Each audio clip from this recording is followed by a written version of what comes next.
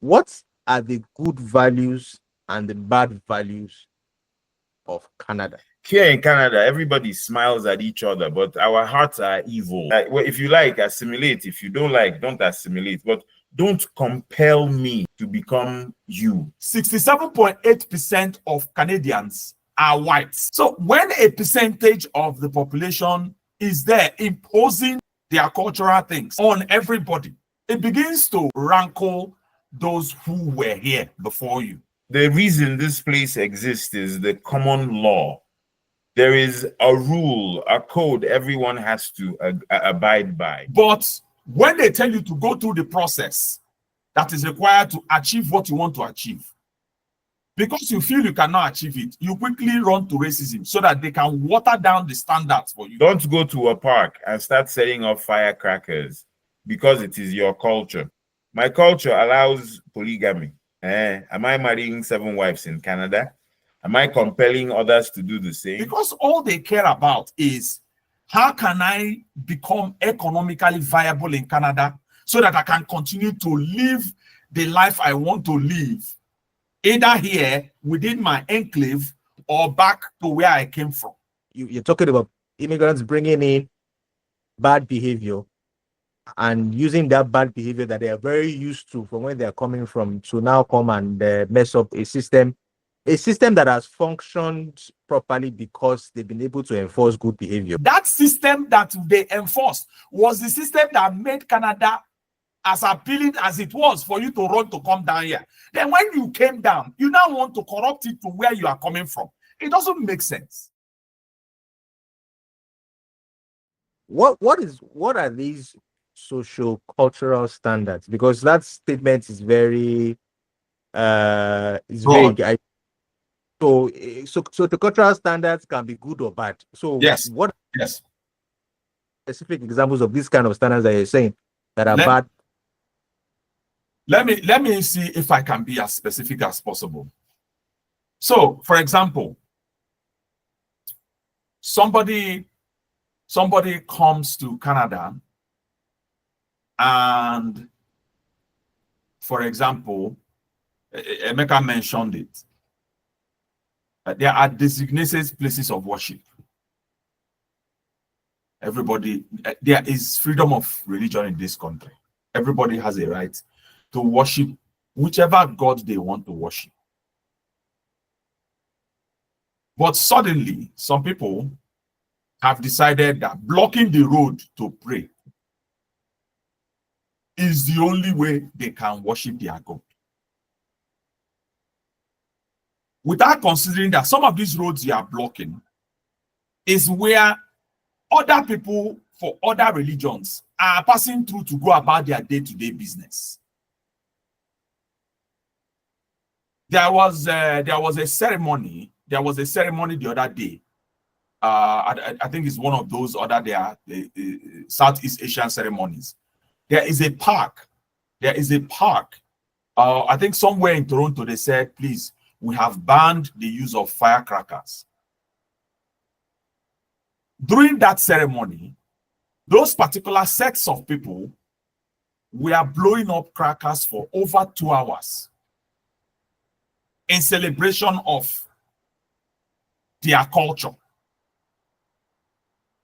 And you forgot that they told you that it's a law. We don't want firecrackers going off because of several safety and health reasons. You are not the only person staying in that community. We have, based on information quick research I did this morning, 67.8% of Canadians are whites.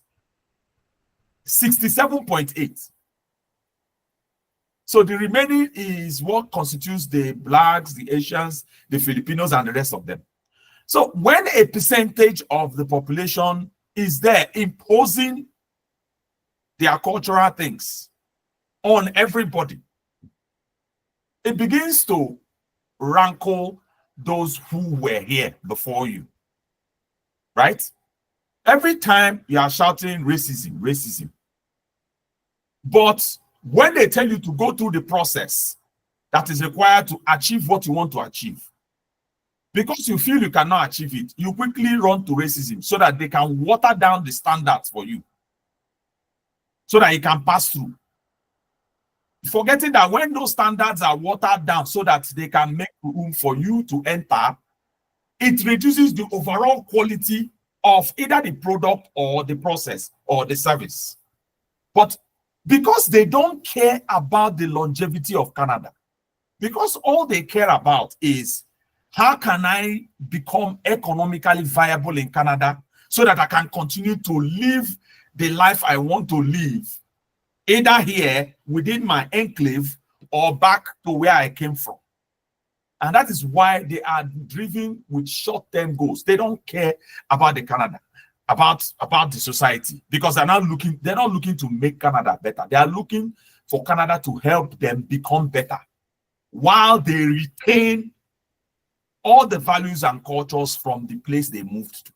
And that is where there is a grinding between what Canada wants from immigrants and what immigrants are looking to take from Canada. I don't know if that makes sense, but that's where I'll put it. Perfect sense, Chibak, and that gives context into it. So I understand that you're talking about immigrants bringing in bad behavior and using that bad behavior that they are very used to from where they are coming from to now come and mess up a system that has functioned properly because they've been able to enforce good behavior. So if you and to mention it quickly, that system that they enforced was the system that made Canada as appealing as it was for you to run to come down here. Then when you came down, you now want to corrupt it to where you are coming from. It doesn't make sense. But exactly. At least when you say it, it's like, who are you? Get away from here. What do you know? You can't be holier than the Pope. And then you keep quiet. But let me give you two more examples that give more context to what Chibike is talking about. I was having a conversation with a particular woman. I like to have conversations with random people. And I asked her this question. I said, just hypothetically, would you date me, a black person? And she said, point blank, no. I'm like, and no. She said, no, it's not. It has nothing to do with race. My community will ostracize me if I am found to be dating you. She said, okay, where would we go for dates? Like, I don't want that stress for you. If you take me to a restaurant, we have to find a place where people from my community do not go. And then it'll just be stressful for both of us. So it's not happening. Bear in mind that there's been a case of honor killing in Canada. It was celebrated. I think it happened around 2019. You can look into that for viewers who are listening. So it's happening in Canada, honor killing. Another one is polygamy. There is polygamy actively in Canada, and government is supporting it, albeit inadvertently. I can go now and find 3 women, impregnate them. They will find a way to pay their rent and live where they live, but then they will register with the government as single moms, and then benefits will flow, no questions asked. And I'm doing this deliberately, knowing that this is what will happen. The government will not come and ask, why aren't you married? Where is your husband? But nothing like that. So those are 2 examples. Make up for that. Yes, for giving more examples to some of these sociocultural standards. And while Chibek was speaking, I have a question for you, Mika, and I think Chibek answered. While he was speaking, I caught up on something he said, and which is very valid. If you're coming to a new country in your 30s and your 40s, full integration is almost impossible. The second best thing you can do is assimilation. Now, what I need to know as an immigrant who came to Canada in their 30s and 40s, what are the good values and the bad values of Canada? Emeka, please. Okay. First of all, the fact that you have to make sure you get a driver's license before you drive, that's an excellent value. And then when I came, it was critical that you pass the driving test. I don't know what they do now because the standard of driving you see now is atrocious. So I don't know if the standards are going up or they are going down. That's one. Two, you have to have insurance. These are things we didn't care about in Nigeria. The problem with not having it, you could drive without having it, but the consequences that you will suffer. Let's even ignore the fact that police will catch you. One day you could get into an accident and you will hurt somebody. Of course, we live in a society, and this has to be said, where people are looking for opportunities to cash out. Like, I'm hoping that Chibike runs into my car so his insurance can pay me. We see, here in Canada, everybody smiles at each other, but our hearts are evil. It's the truth, honestly. Like, I'm sitting here watching my car. Somebody scratches it by like something I can put hydraulic on a cloth and clean off. I will stop this thing, go outside now, and before you know it, it's a new. We're talking about a new vehicle, and this person has no. There's nothing they can do because they are at fault. So we're living in a society where everyone is just playing extremely safe. So insurance is something you have to have because like there's an apartment opposite Costco by 50th Street. Busi, you were asking me about it. What happened? I found out they said somebody was cooking and forgot that they were cooking. So the whole floor, the first floor, the last floor and the roof all gone, burnt down. Now imagine this person without insurance. So these are values. And then, there's this unspoken code in Canada, even though it does not go, it's just skin deep. You have to be polite. You have to say thank you. You have to say sorry, even when you're not at fault. If someone is, the one I find fascinating the most is I'm driving in traffic and I point to enter the traffic. So it's an unspoken code that you have to slow down and let me in. Now, guess what we do? I know that 3 blocks in front, I have to get on the right? So, and I'm on the right lane, but the left lane is empty. For us, I get on the left lane and drive, bypassing all these people that are waiting. When I get to where I'll go, I'll just start pointing. It's an unspoken code. The person that is behind me has to stop and let me go. But look at me abusing that code because I think I'm smart enough. Now, when you go to places, like you go to the In-N-Out registry, you will stand in line. You just come. When you come to anything, the first question you ask is, where is the line? One day, I was going to In-N-Out. I was to go to In-N-Out registry. My break was 30 minutes. I got there, long line. I'm like, I needed to do one thing or the other. And then I said, okay, how do I just went to the front of the line and stood there. A woman behind me tapped me and said, the line is back there. I ignored her. She started to get a little bit upset. Why? She asked me this, but why do you think you are most important to come in here and stand in front of the line? I turned, looked at her and said, because I'm black. That conversation ended there. Everybody left me alone. The door opened. I went in. Nobody said anything again. I did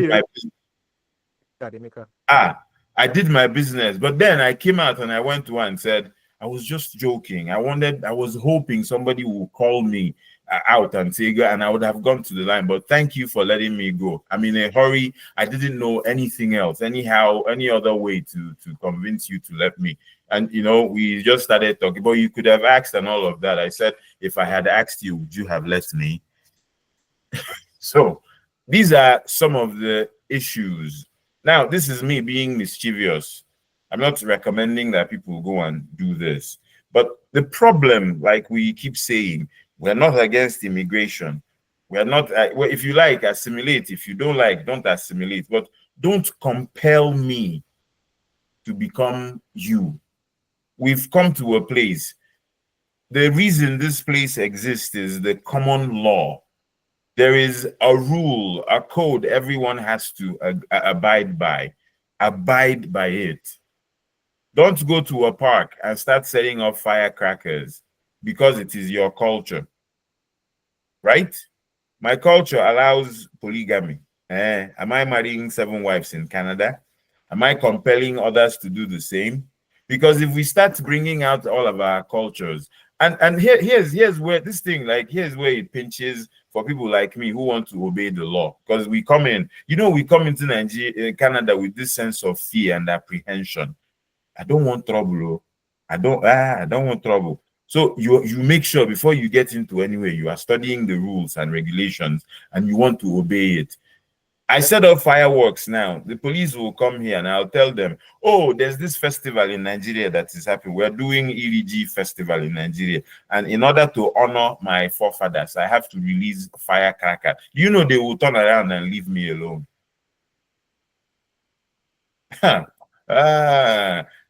Because now they know that I'm talking nonsense. They know. But the backlash that will come from this, the police arrested a man while celebrating his cultural festival. Hey! Who made that arrest? Obeni, go on administrative leave. Nobody wants this backlash. It's just like the police in America arresting a black man for stealing. They'd rather, please, mind your business. I don't want to do the paperwork involved in this. I don't want to answer. You stole, you're a thief, but please, it is those same things that are happening. So I've mentioned some of the good, I've mentioned some of the bad. The problem is that people are deliberately, and I might be guilty of this in the example I gave. People are deliberately. It's not might, you are, Oga. You are. Yeah. So, because I have to call myself out, it's the weaponization of this that is the problem. Weaponization in the sense that I am now doing some sort of social engineering to make people conform to my standards instead of living according to the general standards. So that's the crux of the matter for me. Interesting. Chibak, I don't know if you have any contribution to that. Busu, you're welcome, by the way. Yeah, thanks a lot. Nemega has done a great job of kind of crystallizing some of those sometimes would you say hazy subjects. Talk about you were asking about some of those bad good behavior, like he mentioned. One thing or two things that I like here is, until now, I love the fact that there is no abeg in this society. There's no abeg, help me. And for people like me who are, as people will say, are cautious in nature, right from when I was in Nigeria, I like the fact that there is no abeg. Are you supposed to be somewhere by 5 o'clock?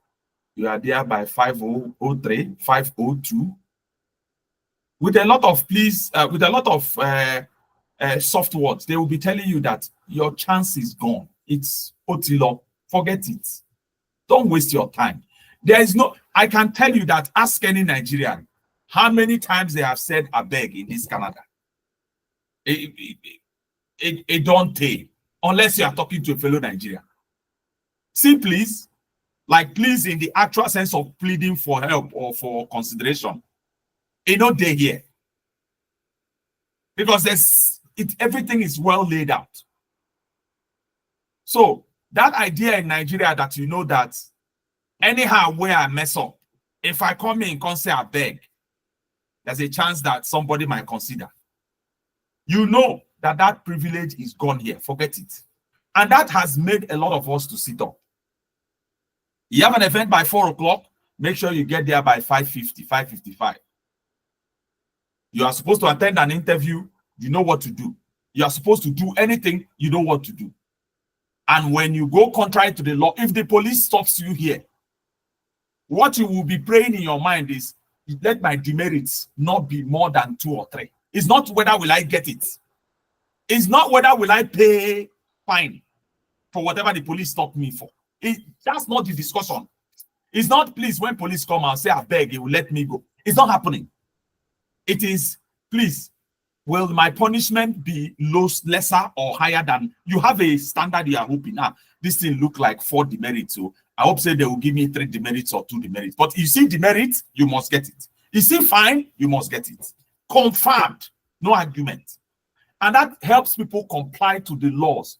And we Nigerians, I don't know about the other tribe, we have, by nature, by where we are coming from, we have an inclination to be lawless and lackadaisical about it. So that is one good thing I have assimilated from Canada. One of their, would I say, their, the things that I do not like so much about Canada is the